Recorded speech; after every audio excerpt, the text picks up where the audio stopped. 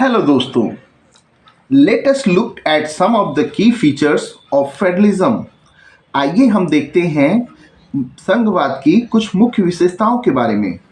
First, there are two or more level of government. यहाँ पर दो या उससे अधिक लेवल की सरकारें हो सकती हैं। Second, different tier of government govern the same citizens, but each tier has its own jurisdiction in a specific matter of legislation, taxation and administration. जो अलग अलग स्तर की सरकारें होती हैं वो सेम वही नागरिकों पर अपना हर लेवल पर जहाँ की उनका अधिकार क्षेत्र होता है वो शासन, वो प्रशासन, वो उनका टैक्सेशन, ये सारी चीज़ें वो वहाँ पर देखती हैं। Third, the jurisdiction of the respective level और tiers of government are specified in the constitution. और ये जो न्यायिक क्षेत्र होता है, जो अधिकार क्षेत्र होता है, वो हर लेवल पर सरकार ने उसे संविधान के आधार पर बनाया होता है। So the existence and authority of each tier of government is constitutionally guaranteed। और ये जो अधिकार क्षेत्र होता है वो हर लेवल का जो सरकार होती है उसे संविधान के द्वारा प्राप्त होता है और उसे हर लेवल पे अपने संवैधानिक अधिकारों के अंतर्गत उसको गारंटी मिली रहती है कि उसको उसके अधिकार कोई न लेगा न छीनेगा। Fourth, the fundamental provisions of the Constitution cannot be unilaterally changed by one level of government।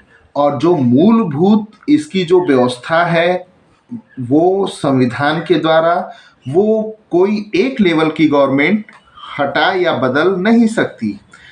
Such changes require the consent of both the level of government। और इस प्रकार के जो परिवर्तन होते हैं इसमें दोनों स्तर की जो सरकारें होती हैं या उससे ज़्यादा स्तर की सरकारें होती हैं उनका समर्थन जरूरी होता है। Fifth, court have the power to interpret the constitution and the powers of different level of government.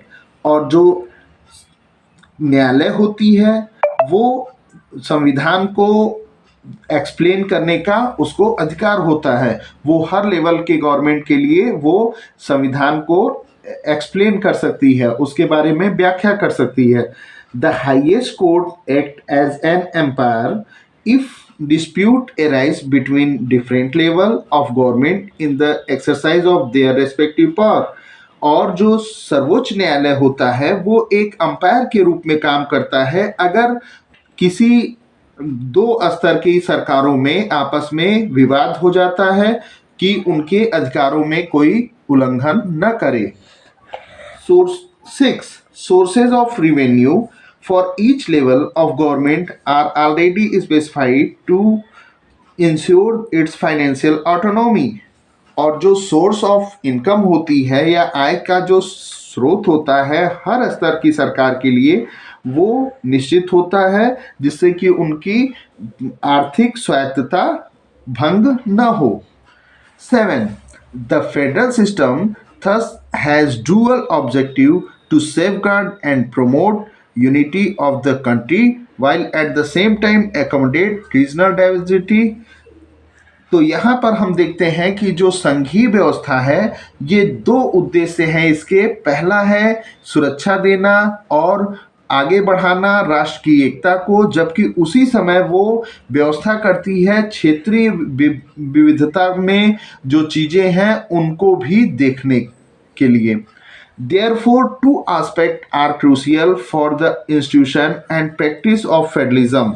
और यहाँ पर दो पहलू हैं जो निर्णायक होते हैं संस्थाओं के लिए और संघवाद को इस्तेमाल करने के लिए या उसको पालन करने के लिए।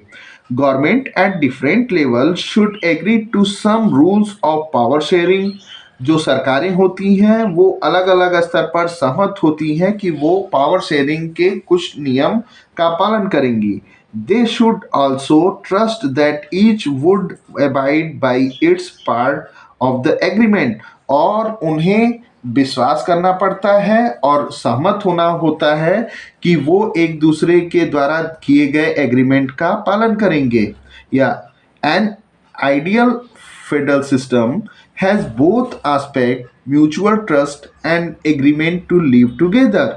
जो एक आदर्श संघवाद होती है वो दोनों पहलुओं से होती है, आपसी विश्वास से भी और अपने एग्रीमेंट के भी माध्यम से कि वो साथ साथ रहेंगे। The exact balance of power between the central and state government varies from the federation to another. जो वास्तविक संतुलन है शक्ति का केंद्रीय सरकार में और राज्य सरकारों में, वो एक फेडरेशन में अलग अलग तरीकों का हो सकता है। This balance depends mainly on the historical context in which the federation was formed. ये जो बैलेंस है, ये जो संतुलन है, ये निर्भर करता है मुख्य रूप से ऐतिहासिक संदर्भ में जिससे कि फेडरेशन का जन्म हुआ या उसका रूप बदला। There are two kinds of routes through which federation have been form. यहाँ बेसिकली रूप से हम देखेंगे तो दो प्रकार का फेडरेशन या संघवाद आपको मिलेगा। द फर्स्ट रूट, जो पहला जड़ है, involves independent states coming together on their own to form a bigger unit so that by pooling sovereignty and retaining identity they can increase their security. ये जो सिस्टम है, जो पहली व्यवस्था है, उसमें ये है कि जो स्वतंत्र राज्य हैं वे आपस में मिलकर एक समूह बनाते हैं, एक बड़ी इकाई बनाते हैं और वो अपनी स्वायत्तता को बरकरार रखते हुए, अपनी स्वतंत्रता को बरकरार रखते हुए, अपनी पहचान को बरकरार रखते हुए वो एक सामूहिक रूप की व्यवस्था में आते हैं। क्यों? क्योंकि वो अपनी सुरक्षा को और बढ़ाना चाहते हैं। This type of coming together federation include the USA, Switzerland and Australia. इस प्रकार का जो की व्यवस्था होती है उसको कमिंग टुगेदर फेडरेशन कहा जाता है। और इसमें आप देखेंगे इसका एग्जाम्पल यूएसए है, स्विट्जरलैंड है और ऑस्ट्रेलिया है। In this first category of federation, all the constituent states usually have equal power and are strong the federal government। और ये जो आप व्यवस्था देख रहे हैं इसमें सारी जो निर्वाचन क्षेत्र होते हैं या राज्य होते हैं ये आमतौर पे समान अधिकार को एंजॉय करते हैं और मजबूती से अपने संघवाद को रखते हैं। The second route is where a large country decide to divide its power between constituent states and the national government।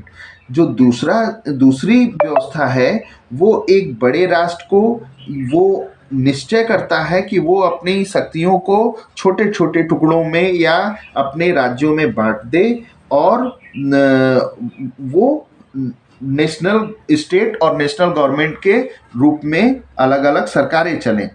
India, Spain and Belgium are example of this kind of holding together federation. Bharat, Spain, Belgium इसके उदाहरण हैं कि इन्होंने अपने राज्यों को कुछ अधिकार या ऐसे अधिकार दिए हैं जिससे कि वो अपने कार्यों को आसानी से चला सकें, स्मूथली चला सकें।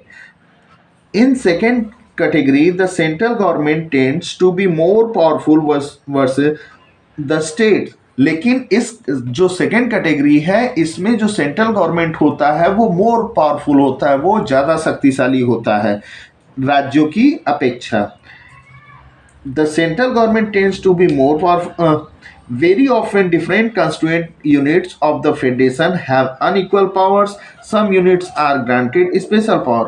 और इसमें कभी कभी ऐसा होता है कि कुछ राज्यों को कम अधिकार दिए जाते हैं और कुछ राज्यों को कुछ खास अधिकार दे दिए जाते हैं जो कि अन्य राज्यों को नहीं मिले होते हैं। और इसी के साथ हम इस टॉपिक को ओवर करते हैं। Thank you.